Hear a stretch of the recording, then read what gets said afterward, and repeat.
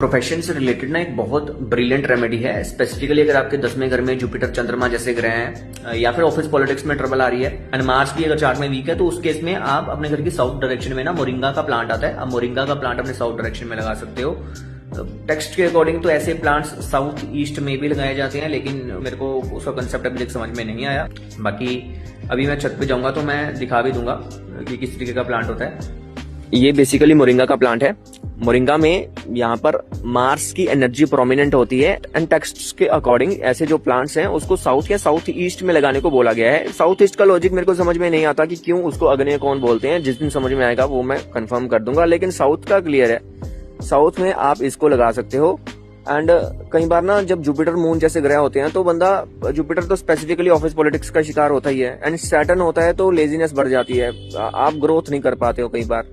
And moon होता है तो वो भी ऑफिस पॉलिटिक्स का शिकार होता है। मार्स पैरेलल चार्ट में वीक हो तो ट्रबल आती ही आती है। तो उस केस में मोरिंगा का प्लांट आप अपने घर के साउथ डायरेक्शन में लगाओ एंड इसके जो पत्ते हैं मॉर्निंग में जब आप नाश्ता वगैरह करते हो उसमें थोड़े से पत्ते जो हैं, 3-4 पत्ते जो हैं वो अपने खाने में लगा के खा लो। तो इससे आपकी डाइजेशन तो बढ़ेगी क्योंकि ये पित्त वर्धक होता है एंड ओवरऑल भी वास्तु के अकॉर्डिंग मार्स की ऊर्जा बढ़ेगी।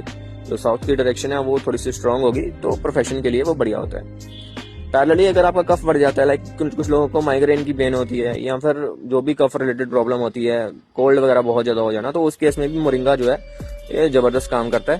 तो एक प्लांट है, काफी सारे बेनिफिट्स हैं, तो आप अपने घर के साउथ डायरेक्शन में इसको लगा सकते हो।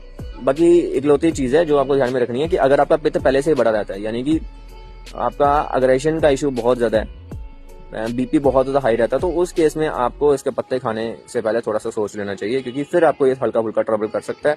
बाकी वो भी कुछ बहुत ज्यादा ट्रबल नहीं करेगा। स्टिल कोई डाउट है तो बता देना, देख लेंगे। जय श्री राम।